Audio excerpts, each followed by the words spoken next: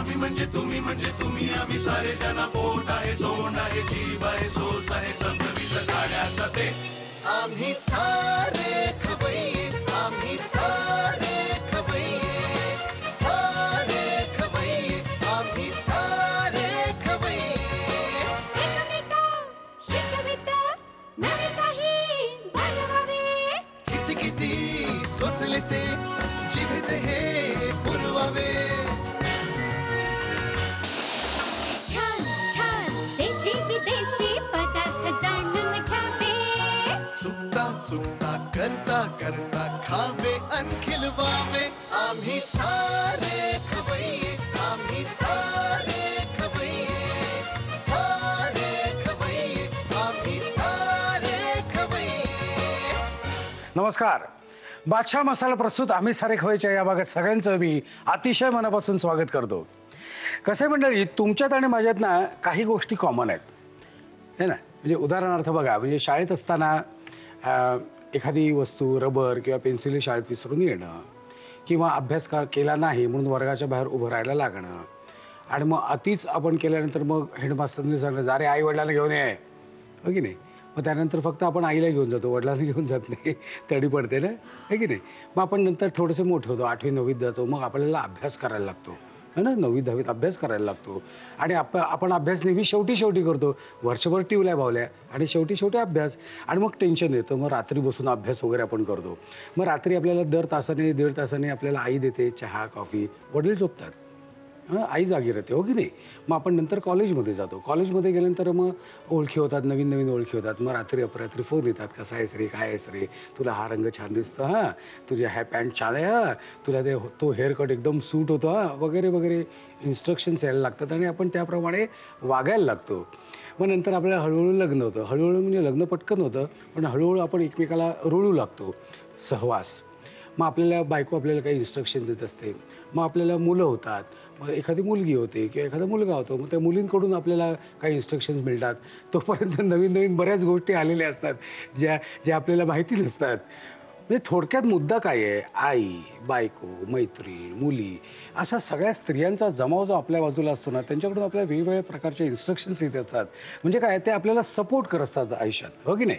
आणि आपल्याला जमेल तसं, आपल्याला बुद्धीला पटेल तसं आणि झेपेल तसं आपण त्यांना रिॲक्ट होत असतो, आपण त्यांना सपोर्ट करत असतो आणि आपण त्यांच्या शब्दाचा मान राखायचा प्रयत्न करत असतो. पण काय असतं माहिती का, की हा सगळा जो खेळ आहे ना, हा शब्दांचा खेळ आहे. मुख्य जे आहे ते धाडस आणि मनाची एकाग्रता, याला खूप महत्त्व आहे. तर आज आपण एका अशा स्त्रीला इथे बोलवलेलं आहे की जी स्वतः कणखर आहेच, पण त्याचबरोबर इतरांनाही कणखर बनवायचा प्रयत्न करत असते, त्यांनाही सपोर्ट करत असते. घरच्यांना सोडून, घरच्यांचा सपोर्ट आहेच, घरच्यांना सपोर्ट आहेच, पण बाहेरच्यांना सपोर्ट करते. आपण त्या स्त्रीचं, त्या व्यक्तिमत्वाची ओळख करून घेऊया. एक मुलगी शिकली की सगळं घर साक्षर होतं, हे आपण अनेकदा ऐकलंय. समाजाच्या विकासात स्त्री शिक्षण जी भूमिका बजावतं ती जग जाहीर आहे.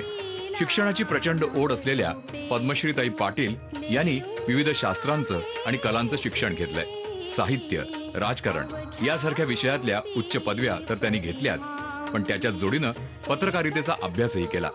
विविध वृत्तपत्रांसाठी लिहिणाऱ्या पद्मश्रीताई आर्थिक गुंतवणुकीच्या सल्लागार आहेत. ज्येष्ठ नागरिक तसंच गृहिणींना गुंतवणूक, बँकेचे व्यवहार, पेन्शन अशा सगळ्या गोष्टींबद्दल मार्गदर्शन करणाऱ्या पद्मश्रीताई आजच्या आपल्या पाहुण्या आहेत. नमस्कार. नमस्ते. आपलं नाव? माझं नाव डॉक्टर पद्मश्री पाटील. बरं, कुठे राहिला? मी औंधमध्ये राहते. तुम्ही काय करता? ग्रॅज्युएट केल्या वकिलीचं शिक्षण घ्यायला सुरुवात केली. मग मी LLB कम्प्लीट केलं. LLB कम्प्लीट केल्यानंतर सुद्धा काही कौटुंबिक अडचणींमुळे त्या क्षेत्रात स्थिरावण्याची मला जरा थोडीशी शक्यता कमी वाटायला लागली आणि मी BEd केलं. BEdला मी विद्यापीठात पहिली आले आणि त्यानंतर हे जे BEd कॉलेजला सर्व्हिस सुरू केली आणि माझे पती होते ते त्यावेळी जरा त्यांचा थोडासा सर्व्हिसचा काय म्हणतात की जरा अडचण सुरू होती. हां, आणि मग त्यांनी MPSCच्या परीक्षा द्यायला सुरुवात केल्या. त्यावेळी मी घर चालवलं संपूर्ण आणि त्यांना मी सहाय्य केलं आणि त्यानंतर बॅचलर इन कम्युनिकेशन जर्नलिझमची रांजणेमधनं डिग्री केली. त्या डिग्रीत सुद्धा मी विद्यापीठाच्या गुणवत्ता यादीत आले आणि मला पुरुषोत्तम देशपांडे स्कॉलरशिप मिळाली एडिटिंगची. त्याच्यानंतर माझं गव्हर्नमेंटला PRO म्हणून सिलेक्शन झालं. पण प्रशांतजी 14व्या वर्षापासून ते आजच्या दिवसापर्यंत मी आर्थिकदृष्ट्या पूर्ण स्वावलंबी आहे. माझ्या बाबांकडे किंवा माझ्या मिस्टरांकडे मी माझ्या किंवा माझ्या मुलांच्या कुठल्याही खर्चाकरता आतापर्यंत कधीही विचारणा केली नाही. याचा मला सार्थ अभिमान आहे. हो, पण आता कसं आहे की तुम्ही मेहनत एवढी केलेली आहे, एवढी मेहनत केली, त्याच्यातून तुम्हाला अनुभव सुद्धा खूप मिळाले असतील. ते अनुभव काय काय मिळाले तेही माझी ऐकायची इच्छा आहे. तर आता तुमच्या हातांची चव बघायची आधी आपल्याला. आपण किचनमध्ये जायचं. अगदी या आमच्या खव्याने तुम्ही आज काय काय दाखवणार आहात? आज मी देठांचं सूप, सोयाबीनचे पराठे आणि आमच्या नगरचे अगदी खास पदार्थ म्हणजे शेंगोळी दाखवणार. हुलग्याची शेंगोळी. हुलग्याची शेंगोळी. आपण पहिल्यांदा काय बनवतोय? आपण सूपला सुरुवात बनवतो ना. ओके, मला साहित्य सांगता काय काय? हा आपण बटाटा चिरून घेतलेला आहे आणि ही बिटाची पानं आहेत. हे पालकाचे देठ आहेत. ही नवलकोलाची पानं आहेत. हे नवलकोलाचे देठ आहेत. हे बिटाचे देठ आहेत. गाजर आहे आणि श्रावणी घेवडा आहे. त्याच्यानंतर ही लसणाची पेस्ट केलेली आहे. ही आल्याची पेस्ट केलेली आहे. लिंबाच्या फोडी आणि तिखट आणि मीठ. ओके, साहित्य बघले आपण. जाऊया प्रत्यक्ष कृतीकडे. पण कृतीकडे जाण्यापूर्वी डॉक्टर मला तुम्ही सांगा, तुमचा आत्ताचा व्यवसाय काय? माझा आत्ताचा व्यवसाय आहे, मी गुंतवणूक सल्लागार आणि स्वतः गुंतवणूक पण करते. म्हणजे महिलांना मी सल्ला देते की तुम्ही कुठे गुंतवणूक करा आणि त्यापैकी सरकारी ज्या गुंतवणूक आहेत म्हणजे पोस्ट आहे किंवा इन्शुरन्सेस आहेत आणि काही बॉन्ड्स असतात, सिक्युरिटी बॉन्ड्स, तर अशांमध्ये गुंतवणूक करण्यासाठी मी महिलांना मदत करते. खूप महिलांचा मला याच्यामुळे आशीर्वाद मिळालेला आहे की त्या म्हणतात की तू आमच्या आयुष्यात आल्यामुळे आम्ही गृहिणी असून सुद्धा आम्ही आमच्या पुढच्या भवितव्याचा, विशेषतः आमच्या 50 नंतर आम्हाला काय मिळू शकेल हातात पेन्शन, याचा विचार करायला लागलो. हाच बिझनेस करावा असं तुम्हाला काय वाटलं? याच्यात म्हणजे हा बिझनेस म्हणण्यापेक्षा कुठल्याही स्त्रीनी कुठलाही व्यवसाय सुरू करायच्या आधी पहिल्यांदा हे बघावं की माझ्याकडे काय आहे आणि माझ्याकडे काय नाही. ज्यावेळी मी 12 वर्षापूर्वी हा व्यवसाय सुरू केला त्यावेळी माझ्याकडे सगळ्यात महत्वाची गोष्ट नव्हती की जी व्यवसाय म्हणलं की डोळ्यासमोर येते ते म्हणजे की आर्थिक त्याच्यात जे भांडवल लागतं तर ते नव्हते. पण दुसरी गोष्ट होती ते म्हणजे नितांत प्रामाणिकपणा, पारदर्शी व्यक्तिमत्व आणि तिसरी गोष्ट म्हणजे की बुद्धी. आता इथे पाणी ठेवलेलं आहे. आता काय करायचं मला सांगा? या पाण्यामध्ये आता जसं आपण म्हणतो की आपण ह्या सगळ्या देठांचा आणि ह्या सगळ्या पानांचा एक स्टॉक बनवून घ्यायचा. म्हणजे हे सगळं आपण आता शिजायला टाकायचं.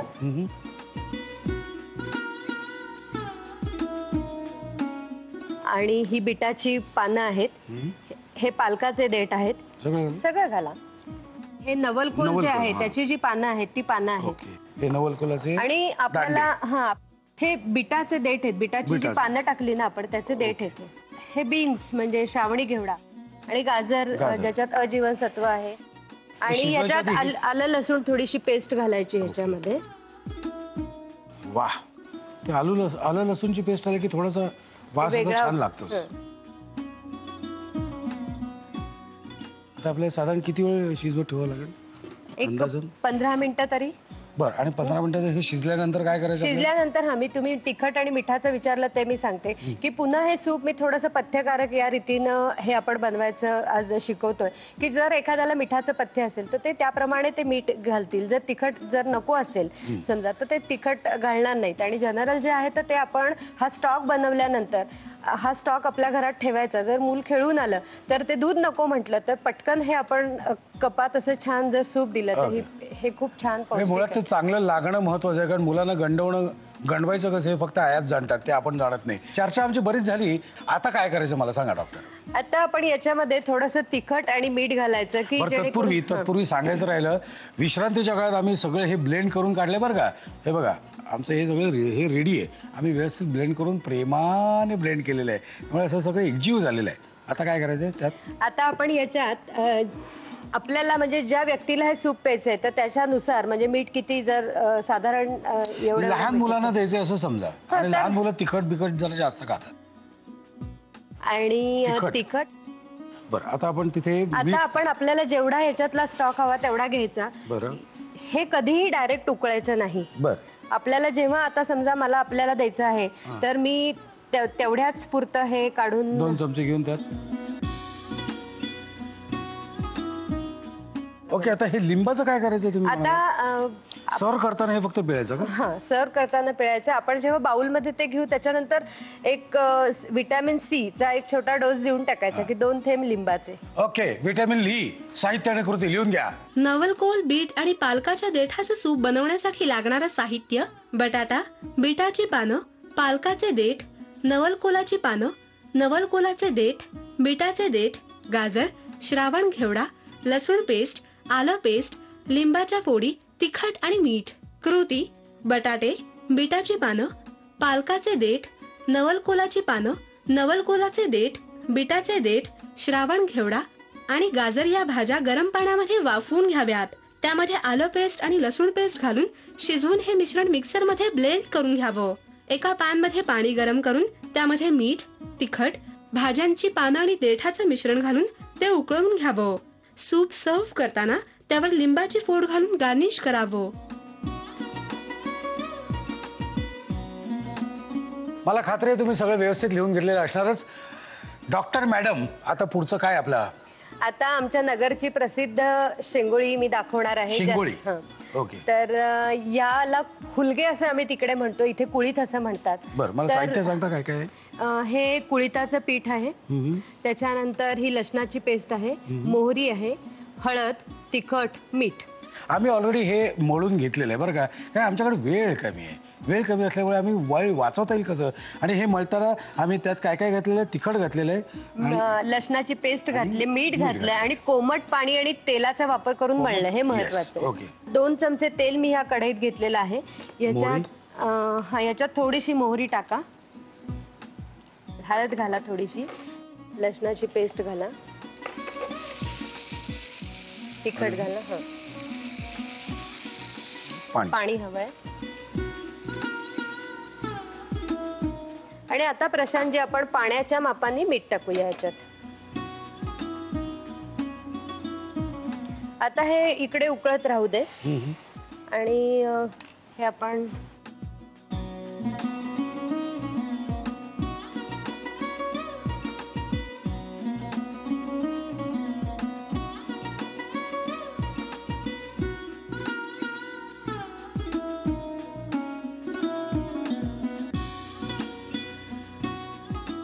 आणि आता यजमानांचा काय व्यवसाय? ते वेटरनरी डॉक्टर आहेत. आणि कुठे आटायचे आहेत का स्वतंत्र व्यवसाय? नाही, ते सरकारी नोकर आहेत. बर.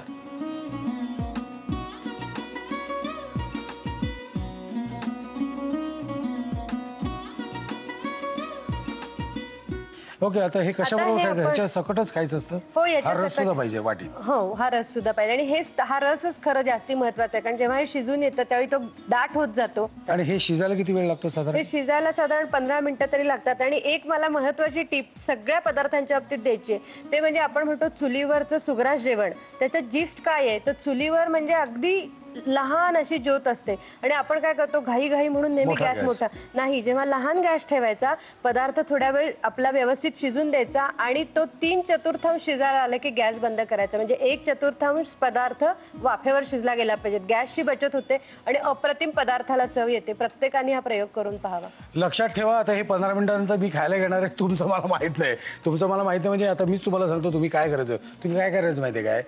हे आता होईलच. तुम्ही काय करायचं, पेन उचलायचं आणि शांतपणे लिहायला घ्यायचं साहित्य आणि कृती. कुळीथ शेंगोळ्या बनवण्यासाठी लागणारं साहित्य: कुळथाचं पीठ, मोहरी, लसूण पेस्ट, हळद, तिखट आणि मीठ. कृती: प्रथम कुळीथ पिठामध्ये तेल, मीठ आणि कोमट पाणी घालून पीठ मळून घ्यावं आणि या पिठाच्या लांबटसर शेंगोळ्या करून घ्याव्यात. कढईमध्ये 2 चमचे तेल गरम करून त्यामध्ये मोहरी, हळद, लसूण पेस्ट आणि तिखट घालून मिश्रण परतून घ्यावं. त्यामध्ये कुळीथ शेंगोळ्या घालून वाफवून डिश सर्व्ह करावी. चला जाऊ आता आपण तिसऱ्या रेसिपीकडे. डॉक्टर, तिसरी रेसिपी काय आहे? आपली तिसरी रेसिपी ही एक मॅजिक पराठा आहे की जो सोयाबीनचा आहे.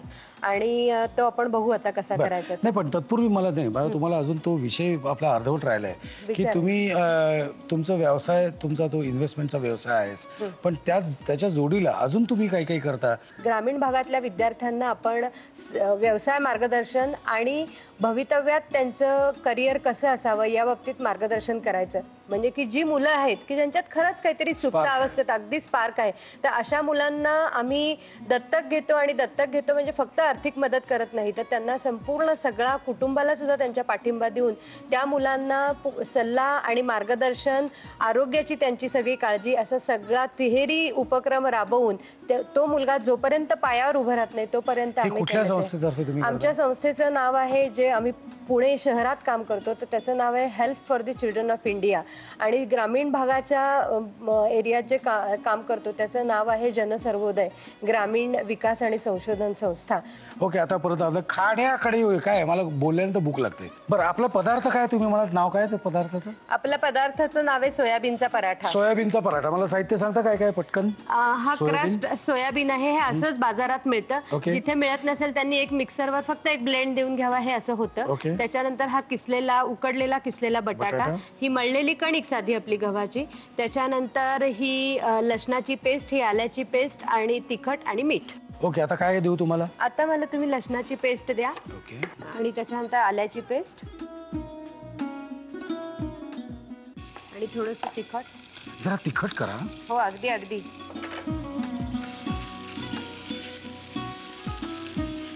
आता हा सोयाबीनचा जो क्रश आहे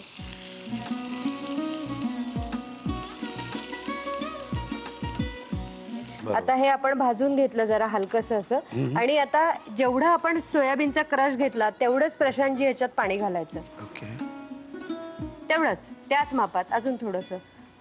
आणि काही नाही, म्हणजे आता हे आरामशीर शिजू द्यायचं. हे शिजायला किती वेळ लागेल साधारण? अगदी हार्डली 2-3 मिनिटं खूप झाली. हे शिजून तयार झालेलं आहे असं मला संशय आलेला आहे. बघू दे. अगदी किती छान शिजलंय बघा. ओके, मला बाउल देऊ? हो,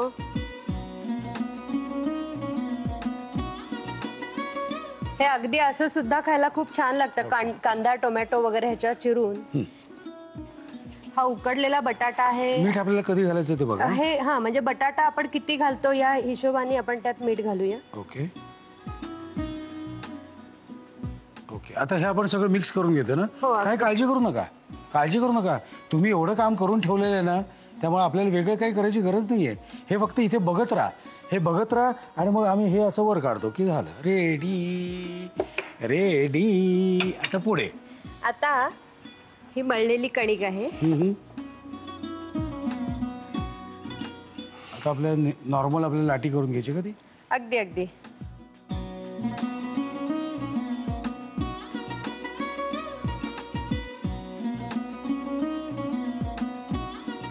मला अजून एक विचारायचं, तुमचे साधारण क्लायंट्स किती असतील? किती स्त्रिया क्लायंट्स आहेत तुमच्या अंदाजे? माझ्या 90% स्त्रिया क्लायंट आहेत आणि एकूण क्लायंट माझे 1300 आहेत आता.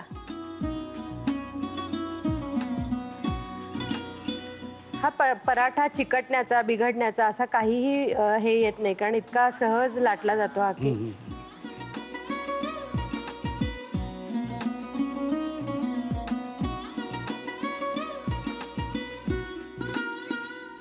ओके, आता ह्याच्यावर काय तेल बिल काही घालायचं नाही? नाही, तेल सोडायचं ना बाजूने थोडंसं. जर अगदी कुणाला तेल चालणार नसेल तर नाही सोडलं तरी ह्याला तशी चिकट किंवा असं काही हे गरज लागत पण नाही. शक्यतो घालावं. हा, अगदी थोडंसं. पराठा म्हटलं थोडंसं तेल असायला पाहिजे. हो, आपल्या काय म्हणतात की भारतीय याच्यात तर प्रत्येक गोष्टीत तेल असायला पाहिजे. हे आपल्याला कशाबरोबर खाता येईल? हे आपण गाजराच्या कोशिंबिरी बरोबर, काकडीची कोशिंबीर, म्हणजे ज्या कोशिंबिरी आहेत तर त्या कोशिंबिरींबरोबर हे खाणं म्हणजे पूर्ण आहार, परिपूर्ण आहार. ओके, आणि अगदीच काही ना, जमलं तर बाकीच्या गोष्टी आहेतच आपल्याला जिभेला जे काय असतं ना चवी, लोणची, खराडे, हे सुद्धा खाऊ शकता तुम्ही, बरोबर ना? अगदी अगदी काही नसेल तर लिहून घ्या साहित्य आणि कृती. सोयाबीन पराठा बनवण्यासाठी लागणारं साहित्य: सोयाबीनची भरड, बटाट्याचा किस, गव्हाचं पीठ, तिखट, आल्याची पेस्ट, लसूण पेस्ट आणि मीठ. कृती: प्रथम एका पॅन मध्ये तेल गरम करून त्यामध्ये आलं लसूण पेस्ट, तिखट, सोयाबीनची भरड घालून मिश्रण परतून घ्यावं. त्यामध्ये पाणी घालून मिश्रण वाफवून घ्यावे. एका बाउलमध्ये हे मिश्रण काढून त्यामध्ये बटाट्याचा किस आणि मीठ घालून एकजीव करावा. गव्हाच्या पिठाच्या पाऱ्या करून त्यामध्ये हे सारण भरावं आणि पराठे लाटून तेलावर खरपूस भाजून घ्यावेत. डॉक्टरांचे तिन्ही पदार्थ तयार झालेत आणि आता मी ते खाऊन बघणार आहे.